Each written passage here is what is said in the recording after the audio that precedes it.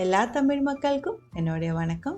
நான் இன்னைக்கு உங்களுக்காக ஒரு கிறிஸ்மஸ் ஸ்பெஷல் ரெசிபி தான் ரெடி பண்ணியிருக்கிறது. பாலப்பம் கூடவே சிக்கன் ஸ்டூ.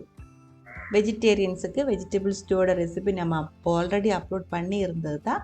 அதோட லிங்க் வந்துட்டு நான் டிஸ்கிரிப்ஷன் பாக்ஸில் கொடுத்துக்கிறேன். நீங்கள் அதை ஒரு டைம் பார்த்துக்கோங்க. அப்பத்தோட ரெசிபி நம்ம நிறைய அப்லோட் பண்ணி இருக்குது. ஆனால் இதே மாதிரி ரொம்ப சாஃப்டாக இருக்கிற பாலப்பம், தேங்காய் பால் ஊற்றி செய்கிற பாலப்பத்தோட ரெசிபி இது முதல் டைம் தான் அப்லோட் பண்ணுறது. அதனாலே உங்களுக்கு ஃபஸ்ட் டைம் செய்யும்போது இது கரெக்டாக கிடைக்கணும் அப்படின்னு நினச்சிட்டு கொஞ்சம் டீட்டெயில்டாக தான் இந்த ஒரு வீடியோ நான் எக்ஸ்பிளைன் பண்ணி இருக்கு. பொறுமையாக செஞ்செடுத்தால் உங்களுக்கு இதே மாதிரி சாஃப்டாக இருக்கிற வெள்ளை கலரில் இருக்கிற பாலப்பம் செஞ்செடுக்க முடியும். எப்படி செய்யலான்னு பார்த்துட்டு வரலாம். அதுக்காக இதே மாதிரி நல்ல வெள்ளை கலரில் இருக்கிற குவாலிட்டியாக இருக்கிற பச்சை அரிசி 2 கப் அளவுக்கு எடுத்துருக்கு. 2 கப்புனா 400 கிராம் அளவுக்கு இருக்கும். நல்லா க்ளீன் பண்ணி கழுகி 8 மணி நேரம் ஊற வச்சுக்கோங்க. 4 மணி நேரம் பத்தாது, அப்பத்துக்கு நம்ம 8 மணி நேரம் ஊற வைக்கணும். அதுக்கப்புறம் தண்ணி வடிகட்டி மிக்சி ஜாருக்குள்ளே போட்டு 1 கப் அளவுக்கு பொன்னி அரிசியோட சாதம், வேக வச்ச புழுங்கல் அரிசியோட சாதம், வெள்ளை கலரில் இருக்கிறது 1 கப் அளவுக்கு. இது இல்லாத 1 கப் அளவுக்கு வெள்ளை கலர் அவல் ஊற வச்சு நீங்கள் சேர்த்துக்கலாம். எதாக இருந்தாலும் ப்ராப்ளம் இல்லை, ஏதாவது ஒன்று சேர்த்துக்கோங்க. ஆனால் வெள்ளை கலர்லேயே சேர்த்துக்கோங்க. கூடவே அரைக்கிறதுக்காக நம்ம தண்ணி ஊற்றுறதில்ல, தேங்காய் பால் தான் ஊற்றுறது.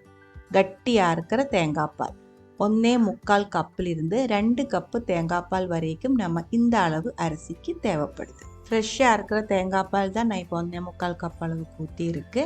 உங்களுக்கு தேங்காய் பால் கிடைக்கல, கோகனட் பவுடர் தான் இருக்குது அப்படின்னா 1 கப் அளவு கோகனட் பவுடரில் தேவையான அளவுக்கு தண்ணி ஊற்றி 2 கப் அளவு தேங்காய் பால் எடுத்து அரிசிக்குள்ளே சேர்த்து அரைச்சிக்கலாம்.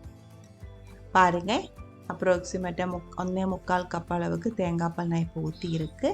நல்லா ஃபைன் பேஸ்ட்டாக இதே மாதிரி அரைச்சி எடுத்துக்கோங்க. நல்லா நெய் மாதிரி அரைச்சி எடுக்கணும்.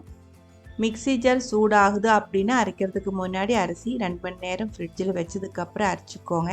இல்லை இருந்தால் உங்களுக்கு கிரைண்டரில் அரைச்சி எடுத்துக்கலாம். இல்லை இருந்தால் மிக்சி நிறுத்தி சூடாகாமல், மாவு சூடாகாமல் அரைச்சி எடுத்துக்கோங்க. இதுக்குள்ளே இன்னும் கொஞ்சம் ஐட்டம்ஸ் ஆட் பண்ண வேண்டியது இருக்குது. 1 டீஸ்பூன் அளவுக்கு உப்பு, 2 டேபிள் ஸ்பூன் அளவுக்கு சர்க்கரை. நல்லா ஃபர்மெண்ட் ஆகி பொங்கி நல்ல பஞ்சு மாதிரி அப்பம் கிடைக்கிறதுக்காக சர்க்கரை கண்டிப்பாக சேர்க்கணும். 2 டேபிள் ஸ்பூன் வேண்டாம் அப்படின்னா 1 டேபிள் ஸ்பூனாவது கண்டிப்பாக சேர்த்துக்கோங்க. கூடவே 1/4 டீஸ்பூன் அளவுக்கு ஈஸ்ட்டு சேர்க்காமே நம்ம இப்போ செய்கிற இந்த அப்பம் வந்து நல்லா பொங்கி வந்துடும். இந்த தேங்காய் பால், இந்த சர்க்கரை, இது 2 மட்டும் போதும். ஆனால் ஏன் நான் இப்போ ஈஸ்ட்டு சேர்க்கிறேன் அப்படின்னா, இந்த விண்டர் டைமில், இந்த குளிர்காலத்தில் நேச்சுரல் ஃபெர்மெண்டேஷன் நடக்கிறதுக்கு கொஞ்சம் டைம் அதிகமாகும். தேங்காய் பால் ஊற்றாமல் கோகனட் பவுடர் தான் ஊற்றி செய்யறது அப்படின்னா ஈஸ்ட்டு கண்டிப்பாக தேவைப்படும். நேச்சுரல் ஃபெர்மெண்டேஷன் ரொம்ப டைம் ஆகும். அது மட்டும் இல்லை, நீங்கள் எடுக்கிற தேங்காய் பால் அது வந்து நேச்சுரலாக இருக்கிற தேங்காய் பால் அறுத்தக்கூடிய அதோட குவாலிட்டி கரெக்டாக இல்லை. கொஞ்சம் ட்ரையாக இருக்கிற தேங்காயாக இருந்தாலும் கொஞ்சம் தண்ணி அதிகமாக போயிடுச்சு அப்படி இருந்தால் கூடியும் ஃபெர்மெண்டேஷன் டிலே ஆகும். இதற்கெல்லாம் ஒரு சேஃப்டிக்காக தான் நான் இப்போ ஈஸ்ட்டு சேர்க்கறது. முதல்ல செய்யும்போது நீங்கள் இதே மாதிரி கொஞ்சம் ஈஸ்ட்டு சேர்த்து செஞ்சுக்கோங்க. வெளியூர்லெல்லாம் இருக்கிறவங்களா இருந்தால், ரொம்ப குளிராக இருக்கிற டைமாக இருந்தால் 1 டீஸ்பூன் அளவுக்கு ஈஸ்ட் வரைக்கும் சேர்த்துக்கலாம். மிக்சி ஜாருக்குள்ளே பிளெண்ட் பண்ணி நல்லா மிக்ஸ் ஆனதுக்கப்புறம் நம்ம தண்ணி எதுவுமே இல்லாத ஒரு பவுலில் ஊற்றிடலாம். தண்ணி நல்லா தொடச்சி ட்ரையாக இருக்கிற ஒரு பவுலுக்குள்ளே ஊற்றிக்கோங்க.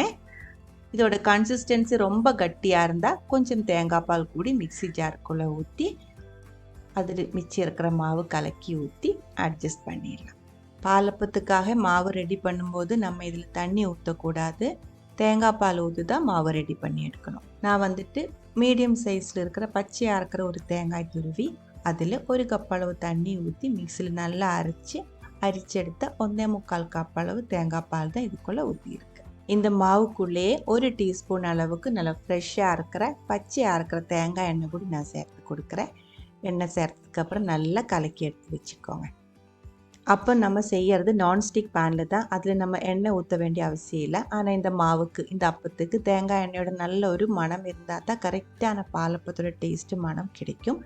அதனால தான் மாவுக்குள்ளே நான் எண்ணெய் ஊற்றியிருக்கு. உங்கள்கிட்ட ஃப்ரெஷ்ஷாக இருக்கிற பச்சையாக இருக்கிற தேங்காய் எண்ணெய் இல்லை அப்படின்னா நீங்கள் மாவில் ஊற்ற வேண்டியதில்லை, அது ஊற்றாமே செஞ்சுக்கலாம். ஆனால் அதுக்கு பதிலாக ஆயிலு, சூடு பண்ண எண்ணெய், அதே மாதிரி கொஞ்சம் கெட்டு போன தேங்காய் எண்ணெய், அந்த மாதிரி எதுவுமே ஊற்றாதீங்க, அப்பத்தோட மனமே மாறி போயிடும். ஃபர்மெண்டேஷனுக்காக நம்ம இது மூடி வச்சுக்கலாம். ஈஸ்ட்டு போடாமல் தான் நீங்கள் அரைச்செடுத்து வச்சுருக்க அப்படின்னா நேச்சுரலாக இது வந்துட்டு 8 to 10 மணி நேரத்துக்குள்ளே நல்லா பொங்கி வந்துடும். நான் இது மத்தியானம் தான் அரைச்செடுத்து வச்சுருக்கேன், அதனால இங்கே குளிர் கம்மியாக இருக்குது. 4 to 5 மணி நேரத்துக்குள்ளே இது நல்லா பொங்கி வந்துடும் நினைக்கிறேன். நம்ம இதில் ஈஸ்ட்டும் கொஞ்சம் சேர்த்துருக்கு இல்லைங்களா, அதனால அது அங்கே இருக்கட்டும். அதுக்குள்ளே நம்ம இதுக்கான சிக்கன் ஸ்டூ ரெடி பண்ணி எடுத்துக்கலாம். அதுக்காக 1 கிலோ அளவுக்கு சிக்கன் இதே மாதிரி மீடியம் சைஸை கட் பண்ணி கழுகி க்ளீன் பண்ணி எடுத்து குக்கருக்குள்ளே போட்டுக்கோங்க. கூடவே ஒரு பெரிய உருளைக்கிழங்கு, ஒரு பெரிய கேரட்டு பெரிய பீஸாக கட் பண்ணி சேர்த்துக்கோங்க. 1/2 டேபிள் ஸ்பூன் அளவுக்கு வினிகர் சேர்த்துருக்கு, 1 டீஸ்பூன் அளவுக்கு உப்பு, 1/4 கப் அளவுக்கு தண்ணி ஊற்றி நல்லா ஒரு டைம் மிக்ஸ் பண்ணி ஒரு விசில் வர்ற வரைக்கும் நம்ம இது வேக வச்சுக்கலாம். ப்ரோய்லர் சிக்கனாக இருக்கிறதுனால ஒரு விசில் போதும், நல்லா வெந்து கிடச்சிடும். ஒரு விசில் வந்ததுக்கப்புறம் தீ ஆஃப் பண்ணிக்கோங்க. ஆவி ஃபுல்லாக போனதுக்கப்புறம் நம்ம இது ஓப்பன் பண்ணிடலாம். சிக்கன் நல்லா வெந்திருக்கான்னு ஒரு டைம் செக் பண்ணிக்கோங்க. வெந்துருச்சு அப்படின்னா மாற்றி வச்சுக்கலாம், வேகலை அப்படின்னா வேகிற வரைக்கும் ஸ்டவ்வில் வச்சு நல்லா வெந்ததுக்கப்புறம் மாற்றி வச்சுக்கோங்க. ஒரு கடாய் சூடு பண்ணி அதில் 2 டேபிள் ஸ்பூன் அளவுக்கு தேங்காய் எண்ணெய், 2 இன்ச்சு சைஸுக்கு பட்டை, 6 கிராம்பு, 10 ஏலக்காய். ஏலக்காய் சின்னதாக இருக்குது அதனால தான் 10 சேர்த்துருக்கு, பெருசாக இருந்தால் 2-3 கம்மி பண்ணி சேர்த்துக்கோங்க. ஒரு பெரிய சைஸ் வெங்காயம் சின்ன பீஸாக கட் பண்ணது, காரத்துக்கு தகுந்த மாதிரி 4 to 5 காரமாக இருக்கிற பச்சை மிளகாய் சாஃப்ட் ஆகிற வரைக்கும் வதக்கிக்கோங்க.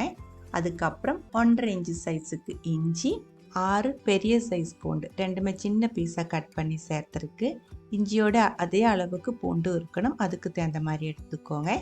கொஞ்சமாக ஃப்ரெஷ்ஷாக இருக்கிற மணமாக இருக்கிற கொஞ்சம் கருவேப்பிலையும் சேர்த்து 1/2 டீஸ்பூன் அளவுக்கு உப்பும் சேர்த்து நல்லா வதக்கி இருக்கு. இதுக்குள்ளே 1 டீஸ்பூன் அளவுக்கு கரம் மசாலா பவுடர் தான் நான் இப்போ சேர்த்துருக்கு. இதுக்குள்ளே மஞ்சத்தூள், மிளகாய்த்தூள், கொத்தமல்லி பவுடர் எதுவுமே சேர்க்கலை. 1 டீஸ்பூன் அளவு கரம் மசாலா பவுடர் பொடி சேர்த்து நல்லா வதக்கினதுக்கப்புறம் நம்ம வேக வச்சு எடுத்து வச்சுருக்கிற சிக்கன், உருளைக்கிழங்கு, கேரட்டு, சிக்கன் ஸ்டோக் அதோடய இதுக்குள்ளே ஊற்றி இருக்கு. மீடியம் லோ ஃப்ளேமில் மூடி வச்சுக்கோங்க. மசாலா எல்லாம் சிக்கனுக்குள்ளே கொஞ்சம் அப்சர்வ் ஆகட்டும்.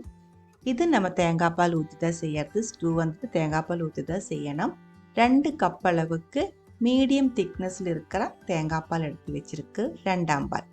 இது கூட 2 டீஸ்பூன் ஃபுல்லாகவே கார்ன்ஃப்ளோர் தான் நான் சேர்த்தேன். கார்ன்ஃப்ளோர் இல்லாருந்தா 1.5 டீஸ்பூன் ஃபுல்லாகவே அரிசி மாவு சேர்த்தும் தேங்காய் பால் கூட கலக்கி எடுத்துக்கலாம். இந்த மாதிரி செய்யும்போது தான் ஸ்டூக்கு நல்ல ஒரு டேஸ்ட்டும் அதே மாதிரி நல்ல ஒரு திக்னஸும் கிடைக்கிறது. இல்லை இருந்தால் கொஞ்சம் தண்ணி மாதிரி தான் இருக்கும். கட்டி இல்லாமல் தேங்காய் பால் கலக்கி எடுத்து வச்சுக்கோங்க.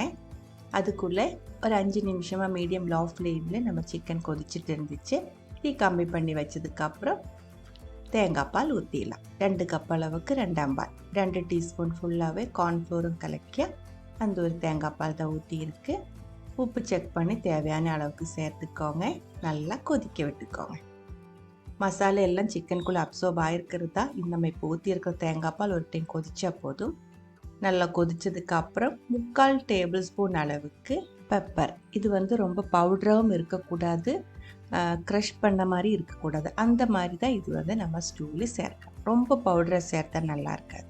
பெப்பர் சேர்த்ததுக்கப்புறம் நல்லா மிக்ஸ் பண்ணிக்கோங்க. ரொம்ப நேரம் கொதிக்க விட வேண்டியதில்லை, அதோட அந்த ஃப்ரெஷ் மனம் போயிடும். 2ஆம் பால் சேர்த்து பெப்பர் பவுடரும் சேர்த்து லோ ஃப்ளேமில் ஸ்டூ கொதிக்க ஆரம்பிக்கும் போது தீ கம்மி பண்ணி வச்சதுக்கப்புறம் 1/2 கப் அளவுக்கு கட்டியாக இருக்கிற தேங்காய் பால் கூடி நான் இப்போ ஊற்றியிருக்கு. நல்லா மிக்ஸ் பண்ணிக்கோங்க. கட்டியாக இருக்கிற தேங்காய் பால் ஊற்றுனதுக்கப்புறம் இது கொதிக்கக்கூடாது. நல்லா கலக்கி விட்டதுக்கப்புறம் கொஞ்சம் ஃப்ரெஷ்ஷாக இருக்கிற கருவேப்பிலையும் சேர்த்து தீ ஆஃப் பண்ணி எடுத்துக்கலாம். சில பேர் வந்து லாஸ்ட்டு கொஞ்சம் தாளிச்சு ஊற்றிடுவேன். தேங்காய் எண்ணெயில் கடுகு சேர்க்கறதில்ல, கொஞ்சம் சின்ன வெங்காயம், கருவேப்பிலை இதுக்குள்ளே தாளித்து ஊற்றிடுவேன். நான் இப்போ அந்த மாதிரி செய்யலை. அது செய்யாமல் இது வந்து ரொம்ப டேஸ்டியாக இருக்கும். இந்த மாதிரி தான் இங்கே எல்லாருக்குமே பிடிக்கிறது. சிக்கன் ஸ்டூ ரெடியாக இருக்குது. இதே மெத்தடில் நீங்கள் மட்டன் ஸ்டூவும் ரெடி பண்ணி எடுத்துக்கலாம். ஆனால் மட்டன் வேகிற டைம் வந்து வித்தியாசமாக இருக்கும். தனியாக நல்லா வேக வச்சு எடுத்ததுக்கப்புறம் இதே மாதிரி செஞ்சுக்கலாம். ஸ்டூ ரெடி பண்ணி வைக்கிறதுக்குள்ளே பாருங்கள், நம்ம மாவு வந்து நல்லா பொங்கி வந்திருக்கு. இது வந்து எனக்கு 3 மணி நேரத்துக்குள்ளே நல்லா பொங்கி வந்துருந்தேன். நம்ம ஈஸ்ட்டு சேர்க்காம கலக்கி வச்சுருந்தா இது வந்துட்டு கண்டிப்பாக ஒரு 6 மணி நேரத்துக்குள்ளே இதே மாதிரி நல்லா பஞ்சு மாதிரி பொங்கி வந்திருப்பேன்.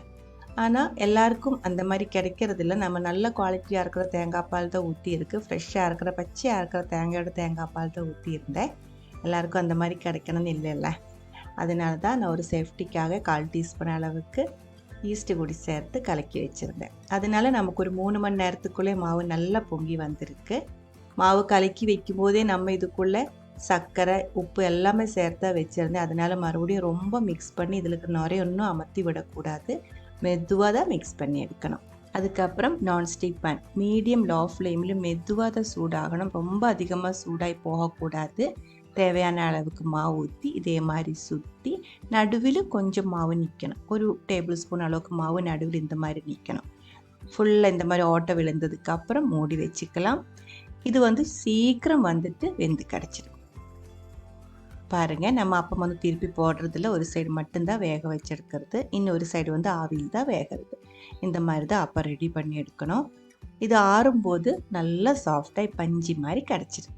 இந்த 2 ரெசிப்பியுமே உங்களுக்கு கரெக்டாக புரிஞ்சிருச்சுன்னு நினைக்கிறேன். மறுபடியும் ஏதாவது டவுட் இருந்துச்சுன்னா கமெண்ட்ஸில் கேட்டுக்கோங்க. நம்ம நிறைய அப்பத்தோட வீடியோ நம்ம சேனலில் ஆல்ரெடி அப்லோட் பண்ணியிருக்கு. தேங்காய் அரைச்சி ஊற்றி செய்கிறது இருக்குது, ஈஸ்ட்டு சேர்க்காமே செய்கிறது இருக்குது, அதே மாதிரி ஈஸ்ட்டு சேர்த்து செய்கிறது, சின்ன வெங்காயம் தேங்காய் சேர்த்து செய்கிறது, அந்த மாதிரி விதவிதமாக நம்ம அப்லோட் பண்ணியிருக்கு. அதெல்லாம் ஒரு டைம் பார்த்துக்கோங்க. இந்த ஒரு ரெசிபி உங்களுக்கு பிடிச்சிருந்தா கண்டிப்பாக ட்ரை பண்ணி பாருங்கள். அதுக்கப்புறம் உங்களோட கமெண்ட்ஸ் எல்லாம் சொல்லிடுங்க. இந்த சமையல் பிடிக்கிற ஃப்ரெண்ட்ஸுக்கு மறக்காமல் ஷேர் பண்ணி விட்டுக்கோங்க. நீங்கள் இது வரைக்கும் நம்ம சேனலுக்கு கொடுத்துட்ருக்கிற சப்போர்ட்டுக்கு ரொம்ப ரொம்ப நன்றி. உடனே பார்க்கலாம் இன்னொரு ரெசிபியோட. அது வரைக்கும் வணக்கம்.